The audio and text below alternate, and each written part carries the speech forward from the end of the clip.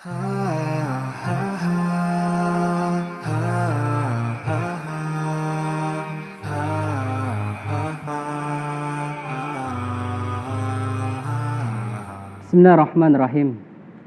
Assalamualaikum warahmatullahi wabarakatuh. Alhamdulillahi bi ni'matihi tatimmus salihah. Segala puji bagi Allah dengan nikmat yang Allah masih berikan kepada kita. Maka sempurna berkumpulnya nikmat-nikmat tersebut ditambah dengan rasa syukur kita kepada Allah. Seorang ulama mengatakan bahwasanya puncak dari bersyukurnya seorang hamba kepada Rabb-nya tatkala lisannya senantiasa berzikir, mengucapkan kalimat-kalimat yang kiranya menunjukkan betapa agungnya, maha besarnya Allah. Minimal mengucapkan kalimat alhamdulillah. Segala puji bagi Allah. Iya. Karena hanya Allah lah zat yang memiliki segala kesempurnaan dan memberikan begitu banyak nikmat kepada kita, dan kita patut bersyukur kepadanya. Kaum muslimin yang dimuliakan Allah, kembali dalam acara kita di Nu'min Sa'ah. Mari sejenak kita meluangkan waktu kita, mengeluangkan sedikit dari kesempatan yang kiranya waktu kesempatan tersebut akan menjadi catatan amal yang begitu amat berharga di sisi Allah nantinya. Yang kita berharap nantinya semua waktu-waktu kita dicatat dengan catatan amal tersebut. Imam Makhul rahimahullah pernah berkata, seseorang dia senantiasa berjalan menuju surga ketika perjalanannya adalah untuk menuntut ilmu sampai dia kembali ke rumahnya. Maka dia masih dihitung dia berjalan menuju surga ketika perjalanannya itu adalah untuk menuntut ilmu. Nah, kaum muslimin yang dimuliakan Allah, tentu amat sangat berharga waktu tersebut untuk kita manfaatkan sebaik-baiknya bagi kita semua. Nah, ada orang-orang yang dia sudah berusaha keras. Dia masukkan lamaran ke sana kemari. CV-nya dia masukkan, lamarkan ke kantor ini dan ke kantor itu.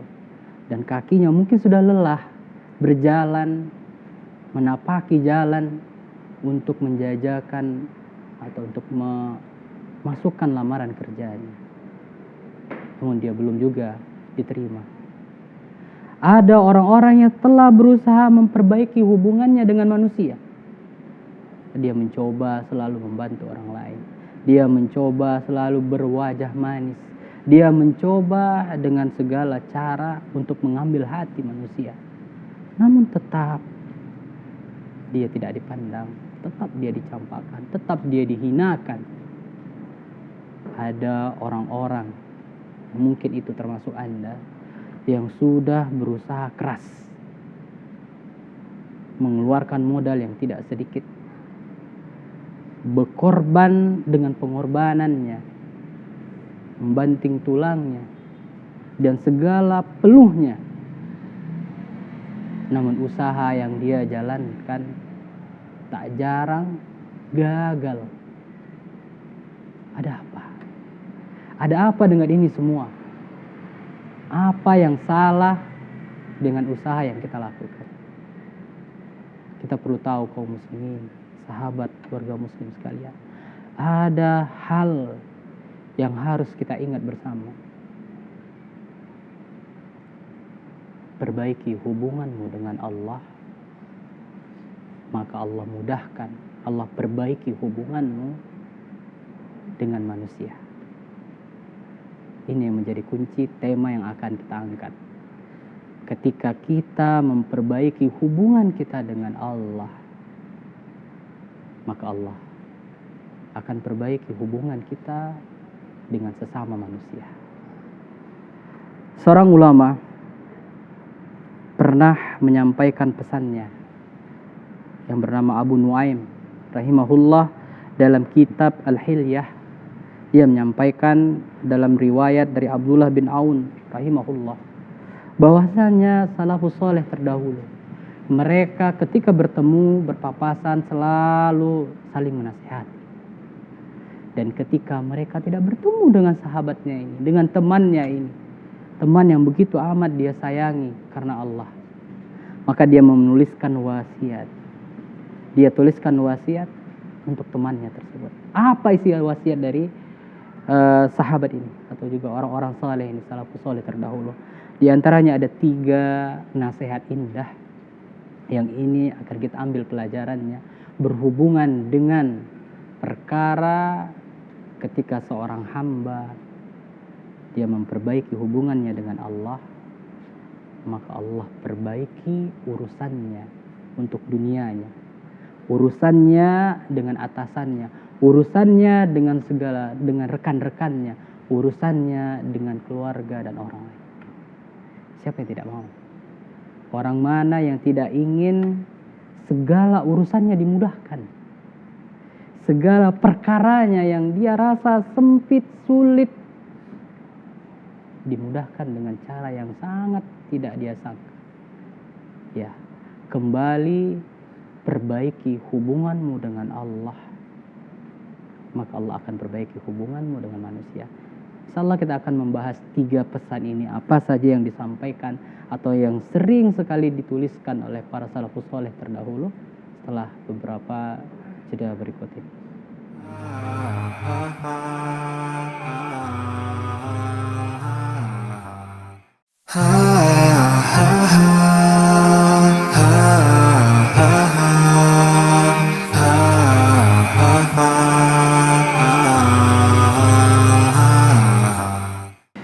Baik kaum muslimin yang dimuliakan Allah, sahabat keluarga muslim, kita lanjutkan di acara kita segmen di Nu'min Sa'ah. Tadi kita membahas tentang 3 wasiat atau pesan yang sering kali disampaikan oleh salafus saleh terdahulu, yang mereka ketika tidak bertemu dengan sahabatnya, tidak bertemu dengan teman karibnya, maka mereka menuliskan surat menyampaikan 3 pesan ini. Apa pesan-pesan yang mereka sampaikan? Nah, yang pertama mereka katakan, wa man amila li akhiratihi kafahullah amra dunyahu. Dikatakan dalam kalimat ini, siapa yang dia fokusnya atau hatinya lebih cenderung dengan akhirat, amalannya lebih banyak untuk akhiratnya, maka Allah cukupkan urusan dunianya, Allah mudahkan urusan dunianya. Ketika seorang dia fokus lebih berat untuk akhiratnya, maka dunianya Allah mudahkan untuknya. Tidak tepat atau tidak benar orang yang mengatakan harus seimbang antara dunia dan akhirat. Padahal ayat mengatakan wal akhiratu khairul laka minal ula. Akhirat itu lebih utama. Akhirat itu jauh lebih baik dibandingkan dengan dunia. Maka moto kita adalah lebih mendahulukan akhirat daripada dunia. Dunia sebagaimana dilakukan atau dicontohkan oleh orang-orang terdahulu, salafus saleh kita, para sahabat, para nabi, para tabi'in, para ulama-ulama rabbaniin. Bagaimana mereka dengan dunianya? Dunia hanya sekedar mereka jalani dunia, mereka hadapi dunia untuk mengumpulkan bekalnya untuk sampai ke akhirat. Mereka benar-benar jadikan dunia itu sebagai media. Mereka hanya benar-benar melakukan dunia, bermuamalah dengan dunia untuk mengejar target akhiratnya. Itu yang mereka lakukan. Dan ini sesuai dengan pesannya. Sebagaimana dikatakan tadinya wal akhiratu khairul laka minal ula. Maka kita jangan sampai menjadi orang yang merugi Orang yang dia lebih mengutamakan dunianya daripada akhirat, sehingga hidupnya dibuat sempit. Hidupnya dibuat serba sulit karena tujuan akhirnya adalah dunia. Maka dunia akan Allah buat sempit untuknya. Kemudian pesan yang kedua, man aslaha sariratahu aslahallahu ala niyatahu. Katakan dalam bait ini, barang siapa yang dia memperbaharui, menjaga atau memperbaiki batinnya, hatinya, maka Allah perbaiki lahiriahnya, Allah perbaiki tampilannya. Maka nggak perlu dia bersusah payah dengan dandanan, kosmetik dan lain sebagainya. Allah akan berbahaya. Allah akan perbaiki, percantik, karena dia mempercantik hatinya. Yang dikatakan kecantikan dari dalam, yang dimunculkan karena imannya, karena kecintaannya kepada Allah. Nah, kemudian pesan yang ketiga yang juga disampaikannya, waman aslaha ma bainahu wa bainallah aslahallah ma bainahu wa bainan nas. Ini dia perkara yang mungkin selama ini kita bertanya-tanya, kenapa urusanku dengan manusia, dengan si fulan tidak ada selesai-selesainya masalah tersebut. Ada saja, bahkan dalam rumah tangga sendiri sering cekcok antara suami dan istri, sering tidak akur antara anak dan orang tuanya, dan masih banyak masalah lainnya. Ternyata kuncinya, solusinya adalah perbaiki urusanmu dengan Allah, maka Allah akan perbaiki urusanmu dengan manusia. Perbaikilah, koreksilah bagaimana urusanmu dengan Allah, bagaimana hubunganmu dengan Allah, bagaimana muamalahmu dengan Allah, maka dengan sendirinya Allah akan memperbaiki urusanmu dengan manusia. Ketika kita dapati kesempitan, kesulitan yang menghampiri diri kita, coba introspeksi diri, coba koreksi, coba muhasabah diri kita. Apa dosa yang kita lakukan? Apa kesalahan kita? Apakah kita sudah membangun hubungan kita dengan Allah, atau selama ini kita abaikan? Maka jangan heran kalaulah selama ini kita datang kepada Allah hanya ketika kita butuh, hanya ketika kita merasa terjepit, maka jangan salahkan Allah meninggalkan kita dikala kita membutuhkan. Nah, kaum muslimin yang dimuliakan Allah, ketika Allah cinta kepada hambanya, ketika hambanya bisa menggapai, mendapatkan ridhonya Allah dengan ibadah yang dia lakukan, dengan ketaatan, dengan penjagaannya, sebagaimana dikatakan dalam hadis Nabi Sallallahu Alaihi Wasallam, ihfadillah yahfadukallah, jagalah Allah maka Allah akan menjagamu. Jagalah Allah maka engkau akan dapati Allah di hadapanmu. Maksudnya Allah akan senantiasa mengawasi dan senantiasa menjaga kita dari perbuatan yang buruk. Nah, kaum muslimin yang dimuliakan Allah, dari sini kita tahu Allah dalam sebuah hadis, katakan hadis qudsi, ketika Allah mencintai seorang hamba, dia kabarkan kepada Jibril, wahai Jibril, aku mencintai si fulan, maka cintailah dia. Maka Jibril menyampaikan kepada penduduk langit, Allah mencintai si fulan, maka penduduk langit semuanya mencintai si fulan. Dan ketika para malaikat penduduk langit telah mencintai seorang hamba ini, fulan yang dicintai Allah, maka dijadikanlah hati-hati manusia mencintainya. Nah, kaum muslimin yang dimuliakan Allah, kalau engkau menginginkan, Anda menginginkan orang mencintai Anda, menyukai, menyayangi Anda, maka berusahalah untuk mendapatkan kecintaan Allah. Dan sebagaimana nanti kita akan bawakan sebuah kisah pelajaran yang berharga dari kisahnya Umar bin Abdul Aziz, yang terkenal di zamannya. Dia hanya memimpin sekitar 2-3 tahun, tapi kemakmuran, kesejahteraan, kebahagiaan terasa oleh semua rakyatnya. Ada kisah yang luar biasa, insya Allah nantinya akan kita bawakan dari kisah Umar bin Abdul Aziz setelah beberapa jeda berikut ini.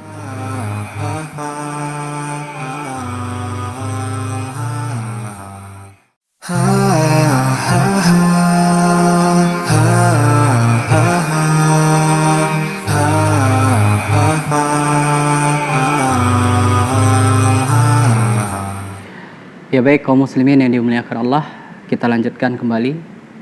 Kita beralih ke kisah atau mengambil pelajaran dari kisahnya Umar bin Abdul Aziz, seorang khalifah. Dia terkenal orang yang sangat-sangat bijak, adil, saleh, yang dia terkenal kemakmuran di masanya. Padahal dia hanya memimpin kurang lebih 2-3 tahun saja. Ada sebuah kisah yang masyhur ketika itu. Ada orang dari pedalaman yang datang menjumpai Umar bin Abdul Aziz. Karena di waktu itu saking makmurnya di masa Umar bin Abdul Aziz, orang itu hampir sulit untuk mendapatkan orang yang berhak menerima zakat. Ya, sulit mencari orang yang berhak mau menerima zakat. Karena apa? Karena kemakmuran. Hampir tidak didapati orang-orang yang miskin di zamannya. Ada sebuah kisah yang menakjubkan. Seorang yang datang dari desa. Ternyata dia adalah petani atau juga peternak domba. Dia menyampaikan kepada Umar bin Abdul Aziz, ada perkara yang mengherankan wahai Amirul Mukminin. Kami biasanya membawa domba-domba kami ke padang rumput dan menjaga dari serigala yang bisa saja memakan ternak kami. Dan itu sesuatu yang biasa, sesuatu yang lumrah. Makanya mereka menjaga domba-dombanya, menggiringnya, mengembalakannya, dan menjaganya dari gangguan serigala. Namun kami dapati akhir-akhir ini para serigala itu datang ke kandang dombanya, kandang kambingnya. Ngapain mereka datang? Apakah untuk memakan domba-domba itu? Ternyata tidak. Serigala-serigala ini datang kiranya untuk mengarak domba-domba ini ke ladang-ladang rerumputan. Yang seharusnya kita tahu, serigala itu dia memangsa domba. Tapi ini tidak. Serigala ini malah datang di pagi hari, kemudian menggiring para domba ini ke ladang padang rerumputan, kemudian di sore hari menggiring kembali ke kandang. Jadi tugasnya pengembala ini digantikan oleh para serigala. Allahu Akbar. Coba lihat. Ini diadukan kepada khalifah ketika itu. Apa yang dikatakan oleh khalifah? Dia katakan, nahnu qauman, kami adalah kaum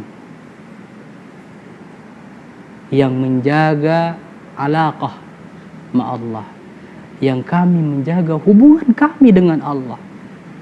Coba lihat bagaimana ketika pemimpin, ketika orang-orang saleh lebih banyak dan dia menjaga hubungannya dengan Allah, maka yang terjadi apa? Allah buat kerajaannya, Allah buat kekuasaannya, rakyat-rakyat yang ada di bawah kekuasaannya sejahtera. Bahkan sampai serigala yang seharusnya memakan domba, dia tidak memakannya, bahkan malah menjaganya, membantu pengembala. Sampai suatu hari dilihat oleh petani ini, serigala ini telah memakan domba-dombanya, maka dia katakan Umar bin Abdul Aziz telah wafat.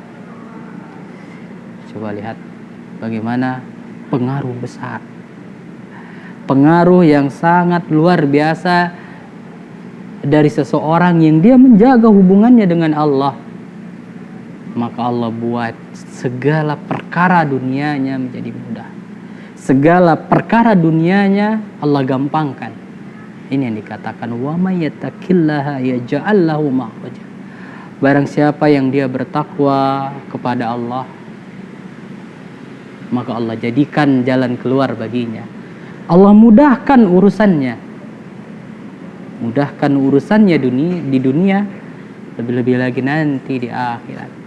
Maka kaum muslimin yang dimuliakan Allah, jika Anda dapatkan diri Anda dalam kesulitan, banyak masalah yang tak terselesaikan, banyak hubungan yang retak, yang sulit untuk diperbaiki, maka coba kembalilah kepada Allah. Coba perbaiki hubungan Anda dengan Allah. Ketika itu yang Anda lakukan, maka Allah yang menguasai hati-hati manusia, yang gampang bagi Allah membolak-balikkan hati tersebut, Allah akan perbaiki urusan Anda.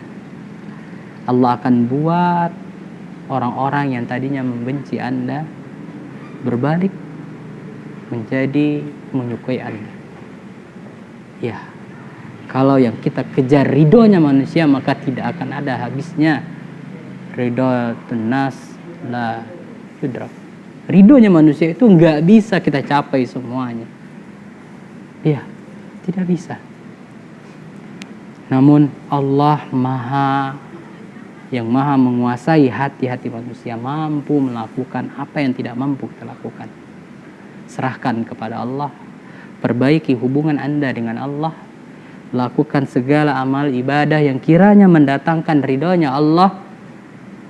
Ketika itu Anda lakukan, yakinlah segala perkara yang selama ini Anda tidak mampu menghadapinya, menyelesaikannya, maka Allah akan selesaikan untuk Anda. Kaum muslimin yang dimuliakan Allah, mudah-mudahan kiranya Allah senantiasa menjaga kita dalam kebaikan. Allah senantiasa memudahkan segala urusan kita. Allah senantiasa menjaga kita, keluarga, teman-teman, dan orang-orang yang ada di sekitar kita selalu condong pada kebaikan, dijauhkan dari segala keburukan, diselesaikan segala masalah, baik itu hutang-hutang dan lain sebagainya. Mudah-mudahan Allah mudahkan untuk kita semua. Mudah-mudahan bermanfaat kaum muslimin yang dimuliakan Allah. Kita tutup dengan doa kafaratul majlis. Subhanakallahumma wa bihamdik, asyhadu an la ilaha illa anta astaghfiruka wa atubu ilaik. Wassalamualaikum warahmatullahi wabarakatuh.